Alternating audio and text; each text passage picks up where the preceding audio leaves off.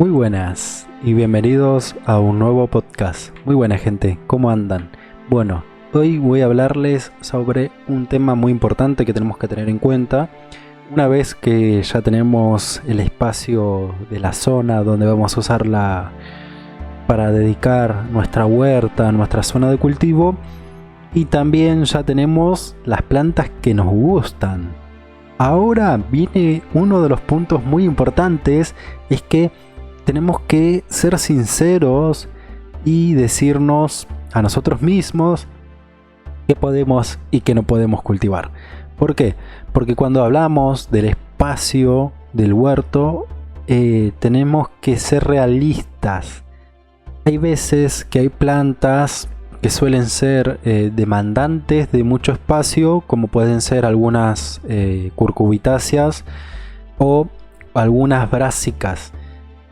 Suele ser feo decirnos a nosotros mismos, a pesar de que nos guste mucho una planta, que no nos rinde el espacio gigantesco que va a ocupar en nuestro huerto en relación al fruto o la cosecha final que podamos llegar a tener. Esto también trae que nosotros no es que nos estemos diciendo no puedes cultivarlo. O sea, no es ilegal. Si quieren, si te gusta, hacelo. Pero ten en cuenta también que puede existir la posibilidad de que en ese espacio tengamos mejores cultivos, mejores cosechas y al final puedas apalear esa sensación de no poder con otra sensación de gratificante, sí, gratificante se podría decir, de cosechar otras cosas que podamos llevar a nuestros platos o simplemente disfrutar, porque no todo es huerta, no todo son hortalizas. Así que si por ahí querés plantar otros tipos de plantas, hay que ver el tamaño final y en relación que nos da, ¿no? Porque, como digo, las curcubitáceas en el tema de la huerta suelen ser enormes, plantas muy invasivas y bueno, son un tamaño importante. Bueno gente, tengo que pedirles algo que nunca lo pido en los videos, pero hoy tengo que hacerlo. Es que se suscriban, que compartan el video y le den me gusta. Posta, no lo hago casi nunca en mis videos. Creo que tengo 200 y algo, y si lo pedí 20 veces es un montón. Y siempre obligándome o grabando después, como ahora, la petición. Así que gente, por favor, no cuesta nada, es gratis y me ayuda un montón. Gracias gente, posta. Así que bueno gente, en este caso son todos opiniones mías. Yo cuando alguien me pregunta y me pide opinión sobre un huerto, cómo desarrollarlo, cómo llevar a cabo, una de las cosas que le digo es que cuando va a planear o va a diseñar el huerto tiene que tener en cuenta el tamaño final de nuestras plantas. Les voy a hacer un ejemplo. Nosotros cuando cultivamos en nuestra casa en macetas para que sea como más notorio. Tenemos una maceta de 25 litros por 25 centímetros cuadrados y tenemos una planta, no me sale, una col, un repollo. En este caso es una planta que puede llegar a tener con suerte 1 metro cuadrado de tamaño. O sea, se hacen enormes, gigantes. Puede ser que sean más chicas, pero también puede ser que exista esa posibilidad de que se haga tan grande. Una planta, una maceta, esa cantidad de litros sustratos en un huerto urbano, en un huerto pequeño, pongamos que tengamos 10 metros cuadrados. Y si nosotros ponemos una planta de repollo, de brócoli, de coles de Bruselas o similares en nuestro huerto, ese es el espacio que va a ocupar una sola planta. Una planta que ahora no me acuerdo, pero creo que son 120 días, 4 meses de cultivo. Es bastante, es bastante. Por eso digo, acá a la hora de planificar, ya teniendo la lista de lo que nos gustaría cosechar en un huerto pequeño, muy pequeño, tenemos que empezar a valorar. En ese mismo espacio podríamos tener, hagamos de cuenta, exageremos la situación, que tenemos ese metro ocupado. Es mejor en ese metro cuadrado poner 4 macetas de 25 centímetros con 25 litros de sustrato cada una y tener una gran variedad de plantas, ¿no? No sé, es una opinión. Obviamente, como dije, si te gusta y querés, puedes plantar el repollo, pero también puedes ver esa posibilidad de que puedes tener, yo qué sé, 4 plantas de acelga, 4 de lechuga, varias plantas de puerro, alguna aromática como romero, un tomillo durante el invierno. Y cuando te das cuenta que puedes tener más variedad de cultivo, a pesar de que uses más sustrato, puede ser un poco mejor rever y pensar que por ahí el repollo no es tan bueno. Este es un ejemplo. También uno de los ejemplos más comunes que se pueden hacer es que si nosotros tenemos el huerto en suelo, podamos hacer una asociación de cultivo. Plantaríamos de esta manera. En ese metro cuadrado podemos plantar el repollo en el centro del suelo, ¿no? En la zona, y en la parte sur o norte, dependiendo de donde estemos, ponemos un tutor, una malla, y ponemos lo que son arvejas, algunas habas, y en el lado contrario a ese podemos poner algún ajo, algunos puerros, algunos cebollines, y de esta manera tendríamos como una pequeña asociación de cultivo, aunque no es la mejor, pero podríamos tener en el centro de todo el repollo, en uno de los laterales algunas leguminosas, y en el otro lado algunas plantas de ajo, de puerro, algún cebollín o alguna planta que quieran.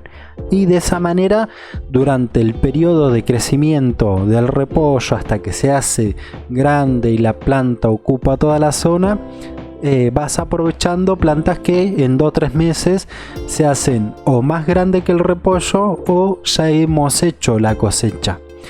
Esta es una de esas cosas que tenemos que buscar y planificar, porque como dije en el ejemplo de una huerta en balcón, en maceta, la planta de repollo con 25 litros está bien, es suficiente, pero el tamaño ocuparía mucho más. Y en el suelo, bueno, no nos importa la cantidad de litros, podemos aprovechar porque en el suelo las raíces por debajo no tienen límites. Así que es un ejemplo. También pasa mucho que cuando nosotros cultivamos o queremos cultivar zapallos, ¿no? Los que son zapallos de guarda, como se les llama, ¿no? Estos zapallos que son como los que se guardan durante el invierno, ¿no? Se cultivan en verano y durante todo el invierno tenemos zapallos. Todos los que son zapallos cáscara dura, zapallos naranjas por el interior, ¿no? O amarillos, que son los zapallo anco, los cabutial, los calabaza, toda esta variedad. No son igual a lo que serían las plantas como zucchini, calabacín o zapallitos verdes de tronco. En este caso tendríamos que ser un poco sinceros. Si nosotros estamos en un huerto pequeño, todo lo que son curcubitáceas suelen ser demandantes de mucho tamaño.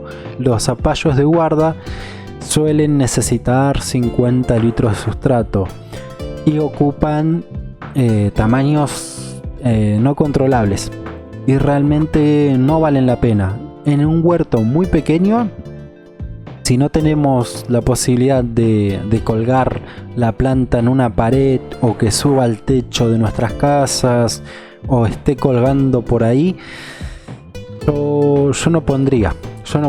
En mi experiencia no valen la pena si son huertos pequeños. Si ya vos lo único que querés cultivar es zapallo, mandale gas que no hay problema.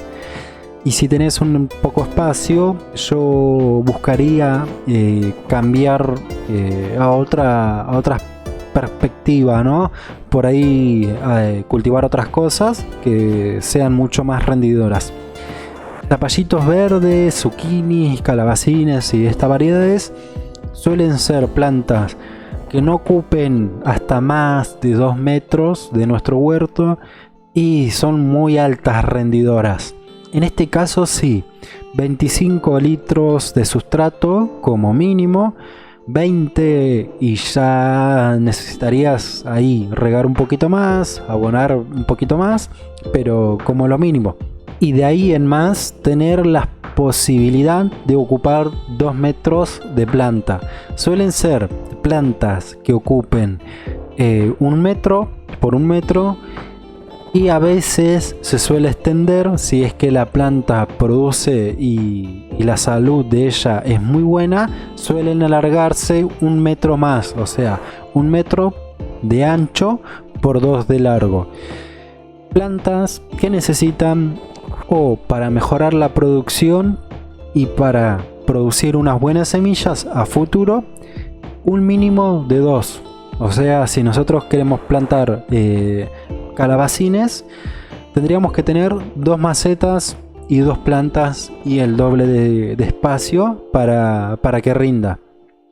Así que en este caso, si vos tenés un huerto pequeño, es una opción muy buena porque creo que son, mira, en el zapallito verde de tronco 45 o 50 días empieza la producción y una vez a la semana tendrías casi 1 kilo de producción.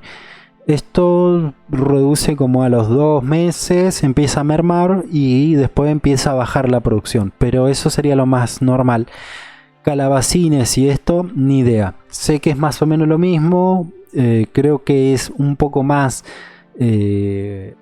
tardío, ¿no? O sea, no llega a los 3 meses, pero empieza a producir los que son calabacines. No sé la cantidad, no sé. Ahí ya no sé porque nunca el cultivé, pero sé que es muy eficiente, tarda un poquito más que el zapallito verde de tronco, pero es rendidor.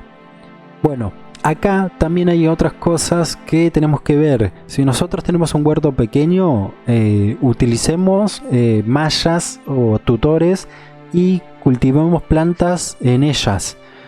Sean pepinos, sean porotos, sean tomateras inclusive. Tomateras, ¿qué especies recomiendo? Y si son huertos pequeños, plantas de tomate chico. Hay algo que sucede, ponele a los argentinos, nos pasa, tenemos un tomate que se llama platense, que es un tomate grande y la gente suele querer cultivarlo. ¿Qué pasa? Es un tomate muy, muy fácil. Crece en 10 litros, te produce tomates de tamaño grande. En una maceta chica suele ser mucho más chico el tomate, obviamente, pero produce, es una buena calidad. ¿Qué sucede?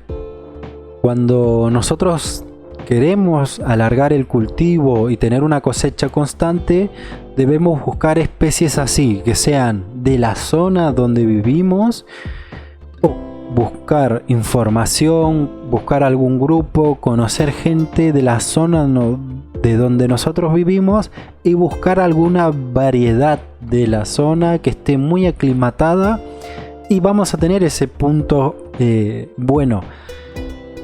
Pero ¿qué pasa? Lo normal es que cuando nosotros vayamos a buscar semillas en algún grupo o algo, por ahí nos dejamos encandilar por variedades o especies que no son de la zona o no están aclimatadas. ¿Qué sucede? Las queremos llevar a cultivos en maceta y no rinde. Por eso es muy normal y común que uno de los consejos más comunes es que ¿querés cultivar tomates? Un ejemplo, sos de Argentina y en Argentina no suele haber importación de tomates de otro país. suelen ser de las huertas, de las quintas, como se las conoce, de la zona. Pero si vos sos de un país que hay importación, ¿no? Por ahí sos de Europa, que es más normal, intentá de buscar que el tomate que vas a utilizar para sacar semillas, que es lo que les voy a decir, sea de tu país o de la zona, de la misma provincia. Esos tomates suelen ser los mejores para empezar a practicar, porque suelen ser tomates que se cultivan alrededor de la ciudad o el pueblo donde vives, y son esos tomates que te van a dar la mejor calidad y suelen ser los que mejor aclimatados están. Yo arrancaría por esos. Obviamente, si querés plantar una variedad X importada o de semilla especial, probá, pero siempre date la mitad de cultivo de tomates a una variedad de la zona o de unas semillas que hayas sacado de un tomate que compraste de tu zona. Bueno, una de las cosas que también tenemos que tener en cuenta es que cuando nosotros armamos, un ejemplo, nuestro huerto, tenemos que tener una zona donde vamos a tener semilleros. ¿Por qué?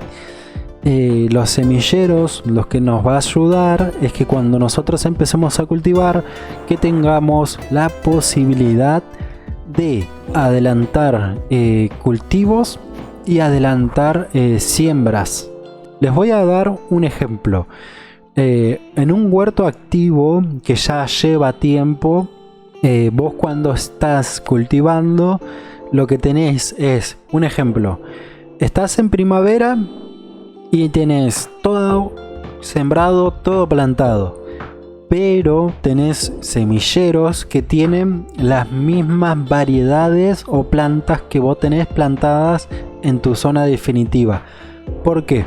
Esas plantas te van a ayudar que si vos tenés algún problema en la zona definitiva, puedas reemplazar esa planta.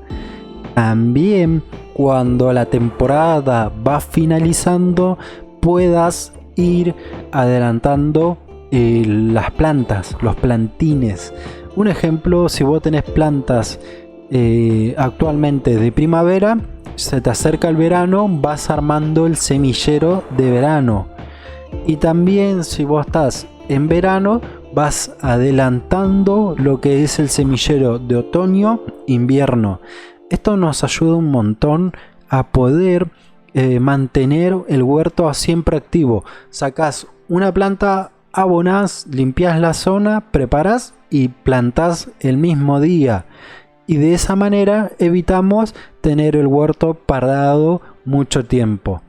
Así que es una de las cosas más necesarias que tenemos que practicar. ¿Es una boludez? Sí, pero nos ayuda un montón. ¿Y cuánto espacio recomiendo yo? Sería un 10% del huerto. Ahora viene alguien y me dice, no, yo tengo 100 metros cuadrados de huerta, guardo 10 y para mí sí, porque en tanto espacio o tanto tamaño siempre vas a necesitar semilleros, plantines, esquejes, plantas por las dudas y el 10% es muy válido, es muy válido. ¿Puede ser más? Sí. ¿Puede ser menos? También, pero busquen ese promedio. Ese promedio es muy bueno, lo van a agradecer un montón. También en las zonas de huerto tenemos que planificar la zona de trastos, zona de baldes, zona de macetas, el altillo de cosas. No sé, tiene muchas variedades de decir. El lugar donde vamos a guardar todo el quilombo de cosas que van en la huerta. Macetas, regaderas, abonos, palas, rastrillos, piedras, todo ese quilombo tiene que tener su espacio. Suele ser que cuando nosotros tenemos un huerto de macetas, utilicemos los espacios entre macetas para guardar cosas como la pala, otras macetas, ladrillos y cosas así que vamos a usar en la huerta entre esos recovecos. Pero si nosotros tenemos una huerta grande, tenemos que dedicar un espacio. Mi recomendación es que si puede ser también en la misma zona del semillero, joya. Si no, dale su espacio. Es muy importante que siempre tengamos ese lugar, porque cuando vos estás laburando en la huerta, necesitas que la huerta sea lo más limpia posible de cosas que no van. O sea, si nosotros tenemos la huerta llena de macetas tiradas por todos lados, de herramientas por todos lados, es un despelote y no es efectiva. También existe otro lugar que es opcional. ¿Y por qué? Estamos hablando de lo que sería la compostera o la zona de lombricultura.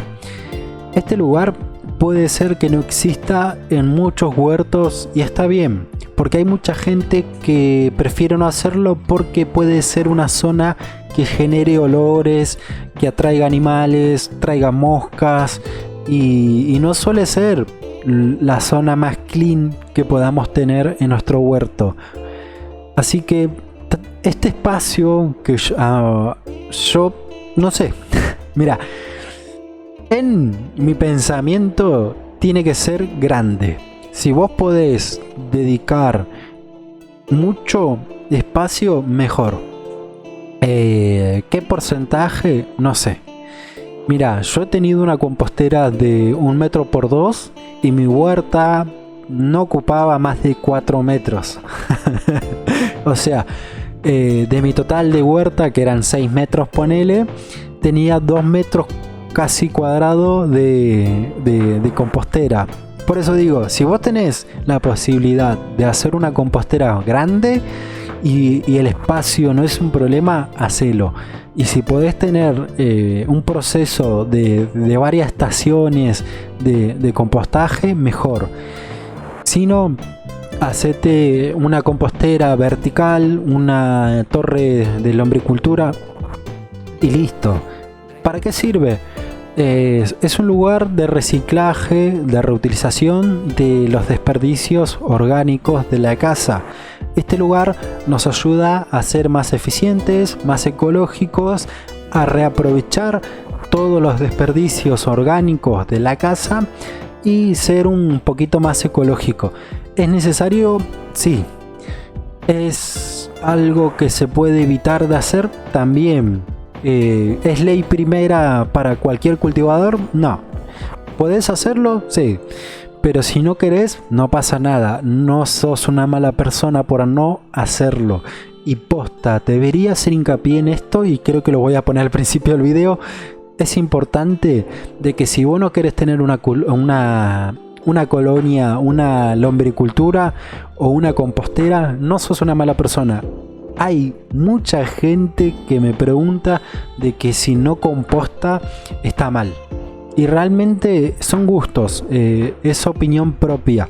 En mi caso, si no quieres hacerlo, no lo hagas. Está bien, porque en este caso somos libres de decidir si sí o no. Así que, gente, posta, no se maten, no se coman la cabeza de que si no tienen una compostera o una torre de lombrices, esté mal. Así que bueno, gente, en este caso hasta acá llega este video, porque ya creo que son 20 y pico de minutos y ya es un montón. Así que gente, espero que les haya gustado, le haya servido, como siempre digo, y seguramente se escuche la lluvia porque está lloviendo hoy. Y nada, gente, muchas gracias y nos vemos en la próxima. Chao.